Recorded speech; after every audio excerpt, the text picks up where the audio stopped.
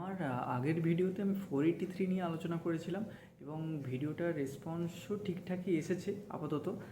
তো সেখানে আলোচনা করতে গিয়ে আমি একটা টার্মিনোলজি ইউজ করেছিলাম, সেটা হলো ফিশবোন। হাই ফ্রেন্ডস, আমি মৈনাক। আজকের ভিডিওতে ফার্মা ইন্ডাস্ট্রিতে কোনো ডেভিয়েশন বা ইনসিডেন্ট হলে সেগুলো রুট কজ খুঁজতে গেলে যে টুলস আমরা ইউজ করে থাকি বেসিক্যালি, তো সেই টুলসের মধ্যে একটা টুলস হলো এই ফিশবোন টেকনিক। এটাকে 6M মেথড বলে, এটাকে আবার কজ অ্যান্ড এফেক্টও বলে। 1960-এর দিকে এই টেকনিক প্রথম আবিষ্কার করেন Japanese quality control expert doctor Kaoru Ishikawa. তো প্রোনাউন্সিয়েশনটা কিছুটা এরকম কাওরো টাইপের। এবার আসি মাছের মাথা নিয়ে। মাছের মাথার দিকে থাকে ডেভিয়েশন বা প্রবলেম, যেমন ধরুন ট্যাবলেটের হার্ডনেস ফেল হয়ে গেল বা কোনো ওয়েস রেজাল্ট ইত্যাদি।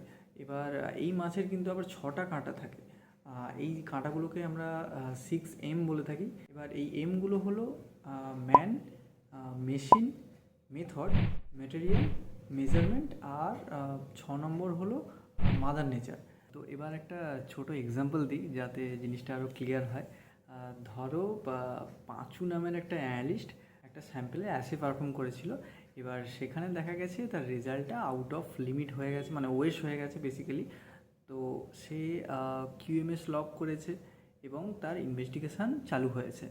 তো ইনভেস্টিগেশনের ফার্স্ট এম কিন্তু হলো এই পাঁচু। তো এখানে আমাদের কি কি চেক করতে হবে? আমাদের ফার্স্ট অফ অল পাঁচুর ট্রেনিং ফাইল চেক করে নিতে হবে, যেখানে আমরা দেখে নেব সে যোগ্য কিনা, মানে কম্পিটেন্ট কিনা অ্যানালিসিসটার জন্য। সাথে আমাদের এটাও দেখে নিতে হবে যে সে ঠিকঠাক STP ফলো করেছিল কিনা অ্যানালিসিস পারফর্ম করার সময়। এরপর সেকেন্ড পয়েন্ট হলো মেশিন। মেশিনের মধ্যে আমাদের দেখতে হবে যে পাঁচু যে ইনস্ট্রুমেন্টগুলো ইউজ করেছিল এই অ্যাসে পারফর্ম করার জন্য, সেই ইনস্ট্রুমেন্টগুলো বা ইকুইপমেন্টগুলো আমাদের ক্যালিব্রেশনের মধ্যে আছে কিনা বা ক্যালিব্রেশন পিরিয়ডের মধ্যে আছে কিনা সেইগুলো আমাদের চেক করে নিতে হবে।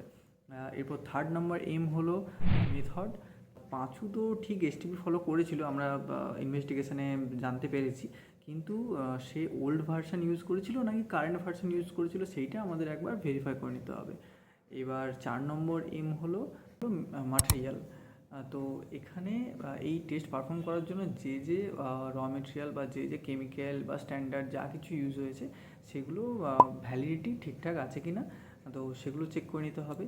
এরপর আসছি মেজারমেন্টে। এখানে ক্যালকুলেশন করার সময় কোনো ভুল হয়েছে কি না সেগুলো আমাদের একবার ভেরিফাই করে নিতে হবে। তো লাস্টের এম এর মানে হলো মাদার নেচার, মানে পাঁচু যে ল্যাব এরিয়াতে কাজ করেছিল, যে ইনস্ট্রুমেন্টে কাজ করেছিল, ওই এরিয়ার টেম্পারেচার হিউমিডিটি ঠিক আছে কি না বা লিমিটের মধ্যে আছে কি না সেগুলো আমাদের একবার ভেরিফাই করে নিতে হবে।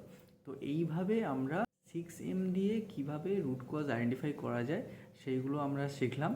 তো সবশেষে আমাদের মনে রাখতে হবে যে ডেভিয়েশন এলে বা কোনো ইনসিডেন্ট হলে আমাদের ভয় পেলে চলবে না, বরং সেক্ষেত্রে আমাদের মাছ আঁকতে হবে, কাঁটা বাছতে হবে, আর রুট কজ খুঁজতে হবে। আর আমার ভিডিওটা যদি ভালো লাগে তাহলে লাইক করতে হবে, কমেন্ট করতে হবে, আর একটা শেয়ার করে দিতে হবে। আর আজকের মতো ভিডিওটা আমি এখানেই শেষ করছি। চলো, টাটা।